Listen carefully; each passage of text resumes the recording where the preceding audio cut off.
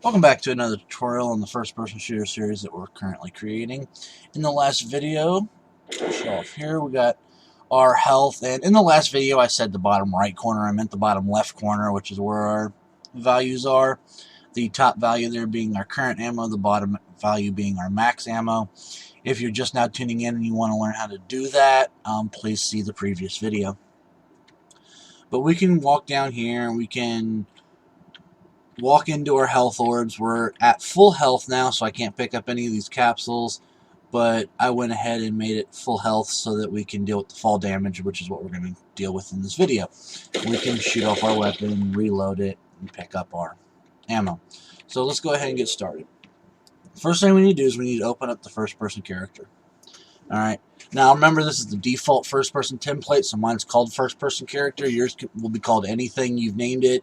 If you're using 4.6, it's the FPP character blueprint or something along them lines.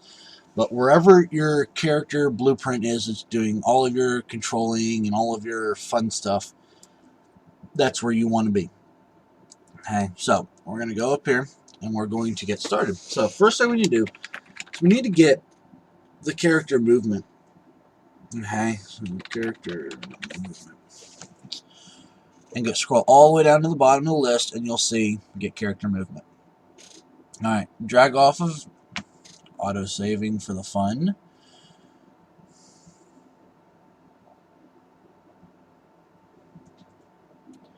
Alright, so drag off of that and just type in velocity and scroll all the way down. Do you see get velocity, or you can just type in get velocity? Either way works. Okay. And then we want to, now I only deal with the Z axis when I'm dealing with my fall damage stuff. You can also use the X and the Z for how far out you go versus how, computing the actual forward momentum versus the falling momentum. And that way you can get a more realistic fall damage. Because obviously if you just jump straight up and you fall down like 2 feet versus if you run and you jump forward and then you land, that's going to obviously give a different fall damage, a different amount of damage to your body than what just jumping up and then falling down is. But for this tutorial, we're only going to deal with the Z-axis. So the next thing we do is we need to break the vector. So now we break the vector. Okay. And then here we got the Z-axis here. Okay. So we're going to pull out the Z and we're going to do a multiply. A float times a float. Connect it to the bottom, not to the top. I mean, it could be either one. I mean, you're just multiplying by a -1 just to make it a positive number here. So it could be either one's there.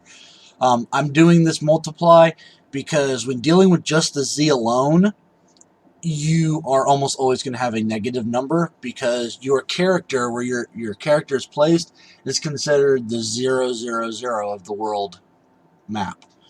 And this seems to work off of the world map, not the actual like basic map that you're playing, like if you're on a mountainside or anything else like that.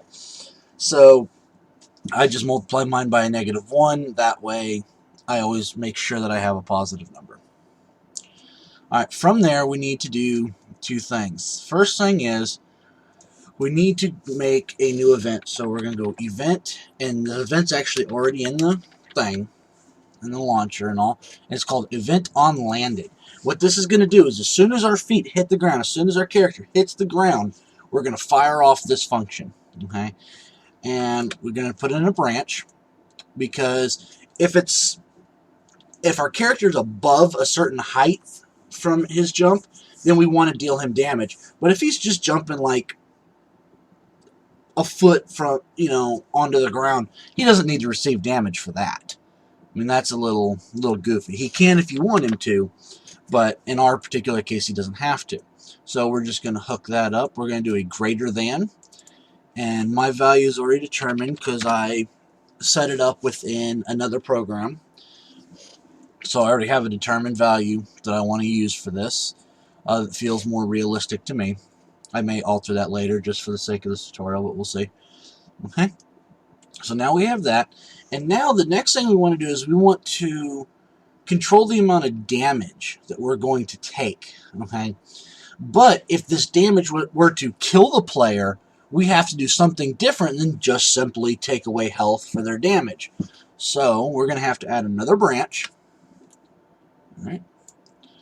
And then we have to go ahead and grab in the health nodes. Oops.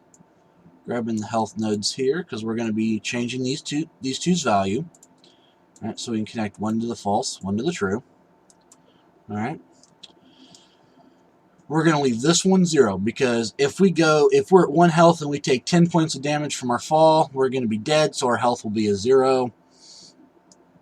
If it's not, then whatever our health is currently at minus whatever is being done here is going to be what's determined. So we need to get our regular health. So put it out here. Now we're going to divide this number here by a number. So we're going to pull this out. We're going to divide. Now this divide can be any number you want. If you wanted to take half the damage of the fall, so you can divide it by 2. Well, not by 2, because I've noticed that remember, you're dividing whatever the Z number is. And so if it's, say, like 1,000, and you divide that 1,000 by 2, you're dealing 500 damage to your player. Okay, in our particular instance here, our player only has 100 health. So that's guaranteed to kill him. So you need to think about that when you're creating these. When you're doing the math and all here. That way you get a roundabout number. And you can change that number too. You don't have to have it at 35. You can have it at 50, 20, 40, anything you want. Alright, so we're going to drag off of this and we're going to type in round. Okay, just grab that. Alright. Now what this is going to do is we're going to convert this right back to a float so that we can deal with it against our health. But we wanted this, instead of being like 1000.21976, we wanted it to be a whole number again. So it'd just be 1,000, for example. And then we're going to take that 1,000, we're going to float. We're going to change it to a float, and then we're going to take and drag this back some. Then we're going to take that and we're going to do a minus, float minus a float. We're going to connect our health. Connect the health. Connect that. Alright. And then this is going to be a less than value. Connect that to there. Alright. So that says that if this value, this health minus whatever the amount of damage we're giving based off the fall is less than 0, then we're going to just kill the player because we're going to give them a health of 0. But if it's true, okay, if it's true that or false that we still have health left, then we need to show that. So all we're going to do is take off of this node right here, off the results node, and drag it over to the health node. Alright, now this let's double check real quick here. Yep. Alright, so now we can go ahead and compile. We can save. Alright, go back to our example. Go ahead and play. And jump off the cliff there. And bam, you saw we took some damage. Alright. Now we can walk over here and we can pick up some health orbs to top us back off. And apparently I hit 100 already. So now that's simply how you deal with your fall damage. And again, if you want to take and change this to, like, let's say 60, because that's a height that if you're jumping from up there, I mean, you can survive that. I mean, you can take minimal damage falling off of that. And then say we take a little bit of damage instead of a lot. So excuse me. So you would have to actually fall probably about 3 to 4 times that distance in order to actually kill yourself. Because I think we took about 25 health and all. And if you're curious about how much health you're taking away, just add a print string right here between the false, on the false line, and then just connect that value to the print string, and it'll tell you how much health you're actually losing.